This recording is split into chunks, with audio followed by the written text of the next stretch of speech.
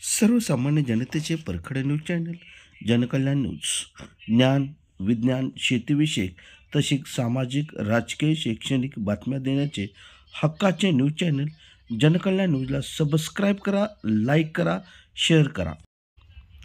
तडोळे तालुका खटाव येथे संतश्रेष्ठ ज्ञानेश्वर महाराज यांच्या संजीवन समाधी दिन सोहळा दिनांक 17 रोजी सकाळी 9 ते 12 वाजेपर्यंत साजरा करण्यात येणार असल्याची माहिती डॉक्टर आयुर्वेदाचार्य डॉक्टर श्रीमंत खाडे यांनी दिली आहे. यावेळी भागवत कथा, निरूपण आणि ज्ञानेश्वरी वाचन इत्यादी कार्यक्रम होणार आहेत.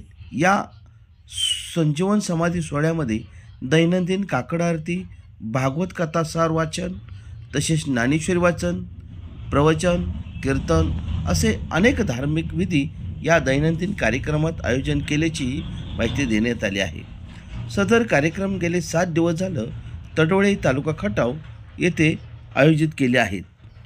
खरोखरच या ठिकाणी भक्तीचा मळा फुललेला दिसून येत आहे.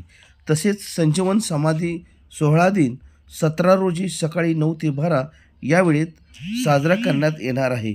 तरी गावातील सर्व ग्रामस्थ बांधव, भाविक भक्तांनी उपस्थित राहावे असंही आवाहन करण्यात येत आहे.